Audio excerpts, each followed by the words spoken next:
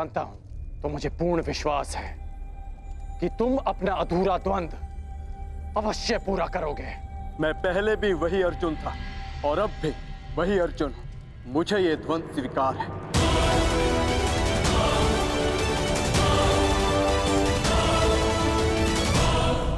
कोई द्वंद नहीं होगा।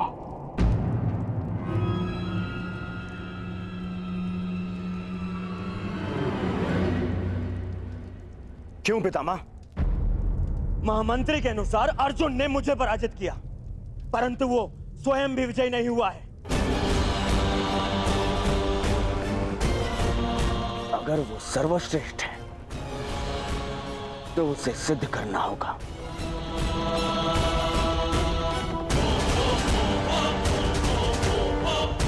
जब कर्ण और अर्जुन दोनों ही यहां प्रस्तुत हैं, तो युद्ध से भय क्यों है आपको? भय मेरी विजय का या संदेह अर्जुन के कौशल पर?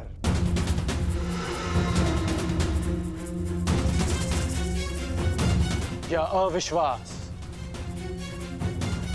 आचार्य द्रोण की शिक्षा पर? सावधान कर्ण, मेरे गुरु के अपमान का तो साहस मत करना। आज्ञा दीजिए पितामह। आज संसार देखेगा आचार्य द्रोण द्वारा रचित अर्जुन नामक तट से टकराकर कर्ण नाम की लहर कैसे टूटती है। किस प्रकार मेरे में कर्ण की चुनौती के सूर्य को अस्त करते हैं। कर्ण ने हस्तिनापुर की न्याय और नीति पर प्रश्न उठाया है। आज इन्हें विश्वास हो जाएगा कि हस्तिनापुर में अब भी न्याय और नीति का शासन है।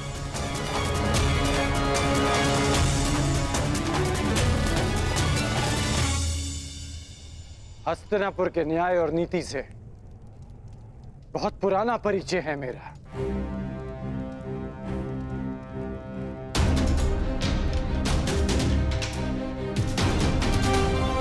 परंतु मैं तुम्हारे कौशल का परिचय जानना चाहता हूं।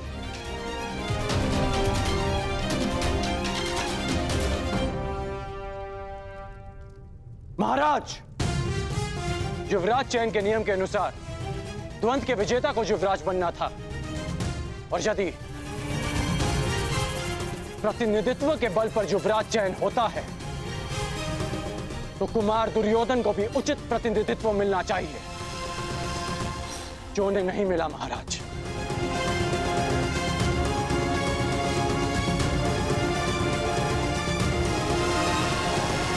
यदि अर्जुन कुमार युधिष्ठिर की ओर से द्वंद कर सकता है तो मैं भी कुमार दुर्योधन का प्रतिनिधित्व करूंगा।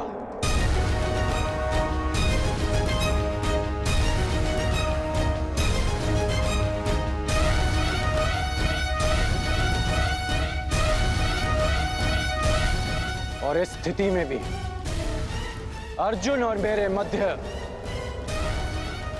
द्वंद शेष है।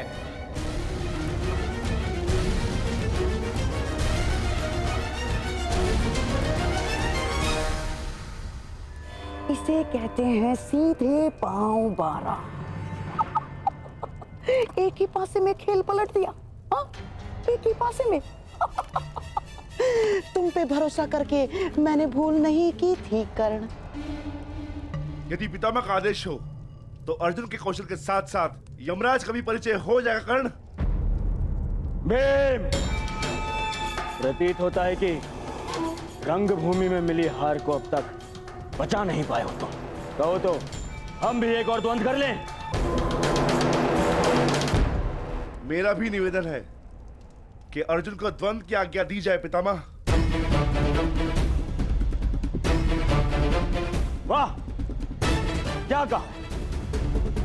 पहली बार भीम ने ऐसा कुछ कहा है जिसके मैं भी पक्ष में हूं। क्यों भ्राता युधिष्ठिर, क्या मत है आपका? द्वंद के बुलावे से अर्जुन पीछे नहीं हटेगा, हमें भी स्वीकार है। स्वीकार है।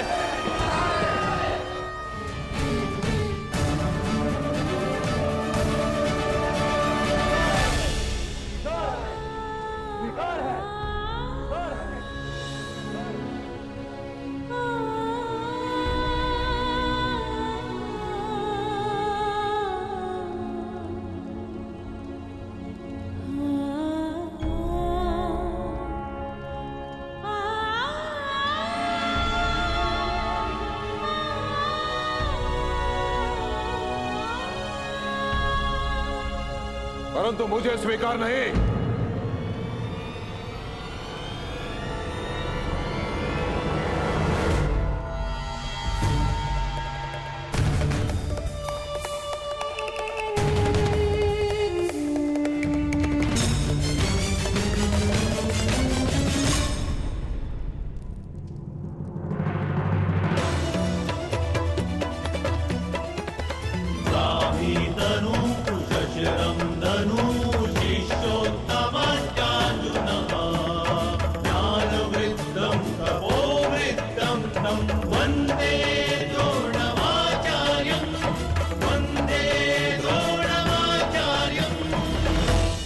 सभा में विलंब से आने के लिए क्षमा प्रार्थी हूं महाराज।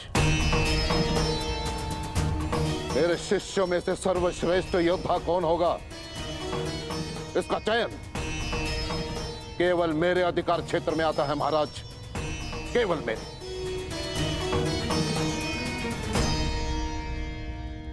आपका तात्पर्य क्या है आचार्य? वही जो अंगराज कर्ण का है।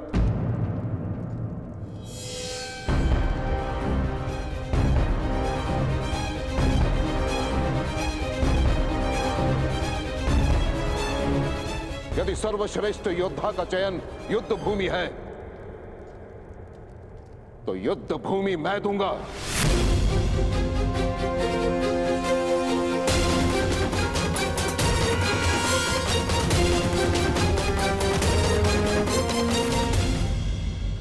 वैसे भी नियति कहती है महाराज कि गुरु दक्षिणा दिए बिना कोई भी शिक्षा पूरी नहीं मानी जाती। मुझे गुरु दक्षिणा चाहिए, वो भी राजकुमारों से। और जो शिष्य मुझे मेरी गुरु दक्षिणा प्रदान करेगा वो हस्तिनापुर का युवराज होगा।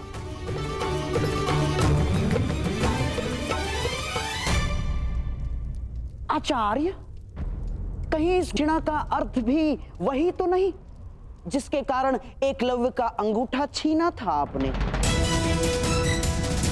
मुझे तो केवल शंका है कि ये परीक्षा भी उसी शिष्य के लिए तो नहीं जिसे आप सर्वश्रेष्ठ मान चुके हैं।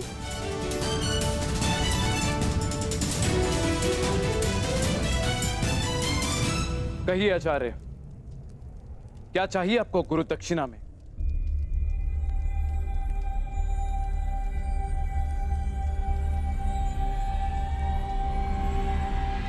पांचाल नरेश द्रुपद।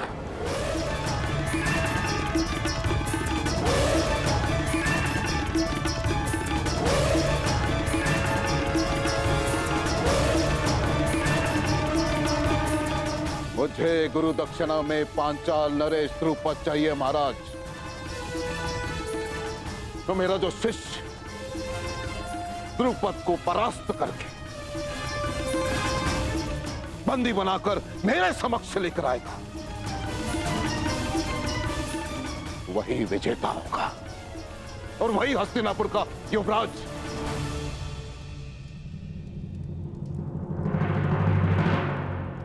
ये कैसी गुरु दक्षिणा है आचार्य? आप जानते हैं कि पांचाल नरेश द्रुपद कितने शक्तिशाली हैं। उनकी सेना अपराजेय है आचार्य। योद्धाओं में वट वृक्ष के समान है वो। तो मेरे शिष्यों को बलपूर्वक उस वृक्ष को उखाड़ कर फेंकना होगा महाराज। अपने गदा के प्रहार से पांचाल के दुर्ग की नींव हिलानी होगी। अपने बाणों की वर्षा से पांचाल के आकाश को प्रकाशहीन करना होगा। हस्तिनापुर का युवराज केवल वही हो सकता है महाराज जिसके नाम से शत्रु कांपे, जिसके तेज मात्र से हस्तिनापुर को कोई चुनौती ना दे पाए, केवल वो। मैं अपने पुत्रों को मृत्यु के मुख में नहीं भेज सकता। ईश्वर ने मुझे नेत्र नहीं दिए हैं। अब आप चाहते हैं कि मैं अपने पुत्रों के मुख से स्वर भी ना सुन पाऊं?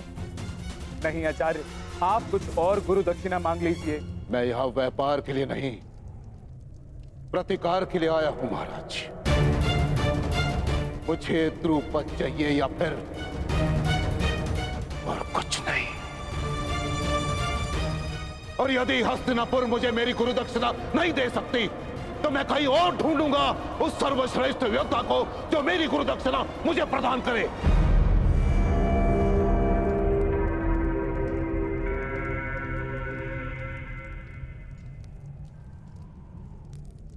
ठीक है आचार्य, हस्तिनापुर की सेना आपके लिए द्रुपद को लेकर आएगी। ताची स्वयं द्रुपद को बंदी बनाकर लेकर आएंगे। नहीं महाराज, मैं महामहिम का गुरु नहीं हूं, मैं गुरु राजकुमारों का गुरु हूं। मुझे गुरु दक्षिणा चाहिए तो केवल इन्हीं से चाहिए। परंतु एक बात का स्मरण रहे महाराज, हस्तिनापुर का प्रारंभ केवल वही बन सकता है जो सिंह के साथ युद्ध करे।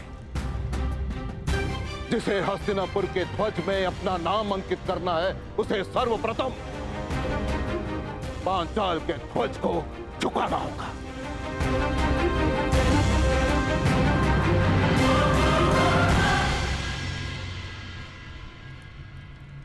नौकार तलवार बनाता है महाराज, परंतु अपने स्वामी को देने से पूर्व उसकी धार को परखता है। परंतु मैंने उस धार को परखे बिना वो तलवार आपको सौंप दी, परंतु अब परख होगी महाराज। मैं देखना चाहता हूं कि मैंने शूरवीर योद्धा तैयार किए कि हस्तिनापुर में केवल अपना समय नष्ट किया है। क्या तुम 105 में से कोई है जो अपने गुरु के ऋण को चुका सके?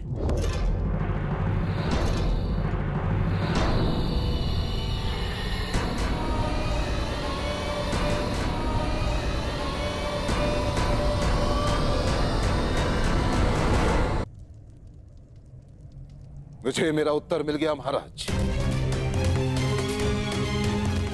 आज अपने ही परीक्षा में असफल रहा। आप अपना युवराज चुनने के लिए स्वतंत्र हैं और मैं अपने सर्वश्रेष्ठ शिष्य को ढूंढने जा रहा हूं।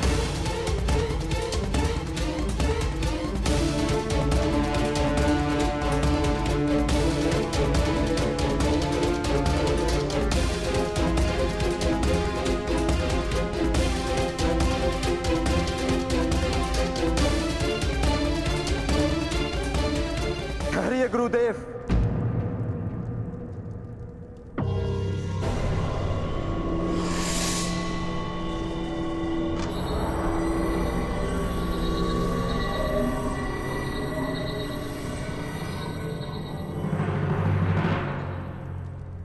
विलंब से उत्तर देने के लिए क्षमा चाहता हूं। मैं सोचने लग गया था कि वर्षों के महान परिश्रम के बदले मेरे गुरु बस इतनी सी गुरु दक्षिणा मांग रहे हैं।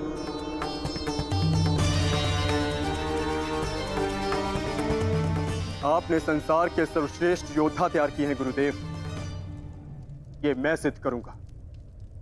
मैं पांचाल नरेश को आपके समक्ष लेकर आऊंगा। मैं पांचाल की ध्वजा को आपके चरणों में भेंट करूंगा।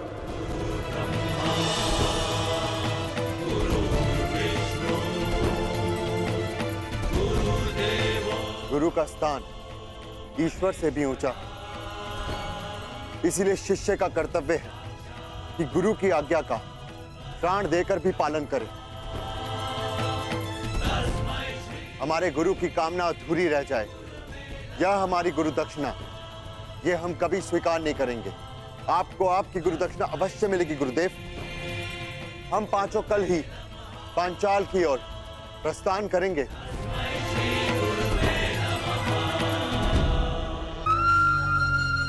मेरे होने वाले सम्राट।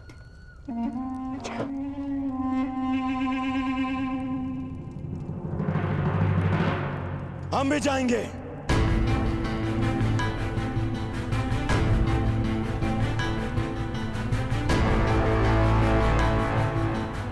पांचाल नरेश को आपके चरणों में लाने के लिए।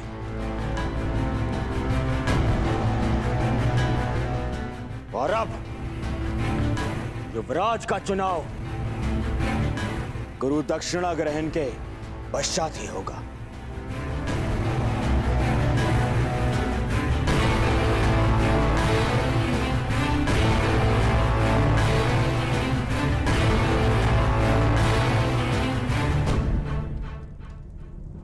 हमारे साथ चलोगे मित्रकर्ण, मेरे साथ में।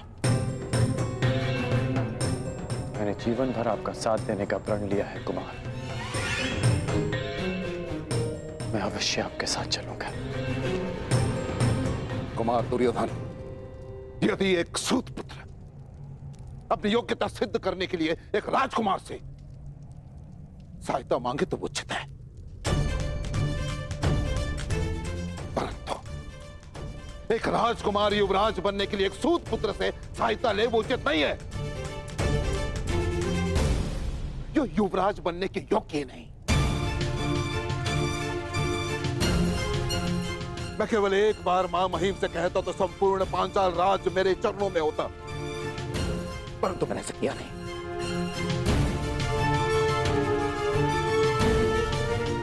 क्योंकि एक योद्धा अपनी शक्ति से अधिकार पाता है, दान में प्रसाद नहीं।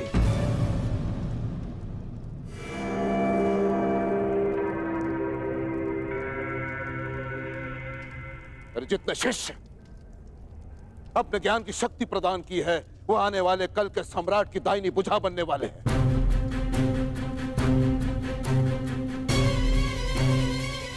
यदि इस भुजा को एक सूत पुत्र के बाहुबल की आवश्यकता पड़ जाए तो मुझे ग्लानि है कि तुम मेरे शिष्य हो।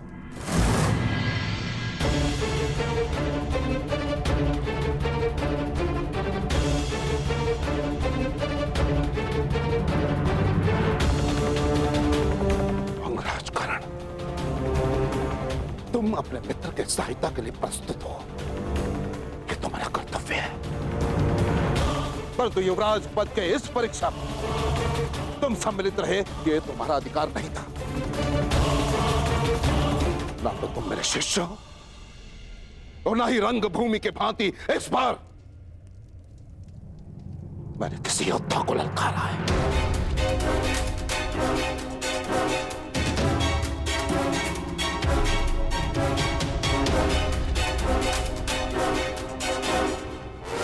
और यदि तुम भारी योद्धा के सहायता के बिना पांचाल नरेश द्रुपद का सामना नहीं कर सकते तो तुम्हें वहां जाने की आवश्यकता नहीं है।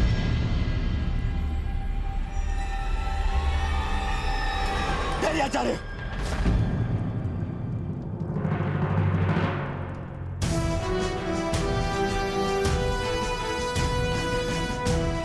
आपने ठीक कहा आचार्य। हाँ कर आचार्य, तुम ठीक कह रहे हैं। ये उनके शिष्यों की परीक्षा है, इसलिए मैं दुर्योधन अपने भाइयों के साथ में स्वयं अपने गुरु दक्षिणा का ऋण चुकाने अवश्य जाऊंगा।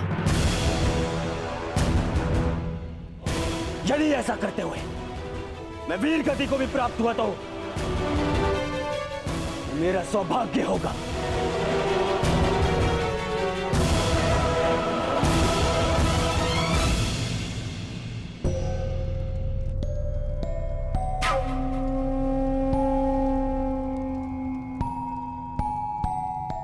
परंतु यदि ऐसा हुआ तो मेरी आत्मा पर एक उत्तरदायित्व का भार शेष रह जाए।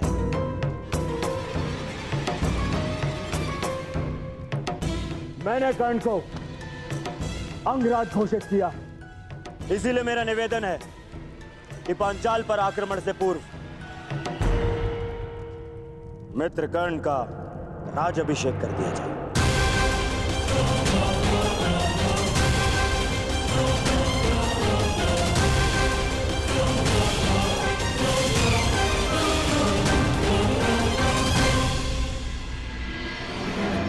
पितामह, अंग देश पर आपने विजय प्राप्त की, उस पर आपका नियंत्रण है, इसलिए मैं आपसे निवेदन करूंगा हमारे परायण से पूर्व आप स्वयं कर्ण का राज्याभिषेक करें।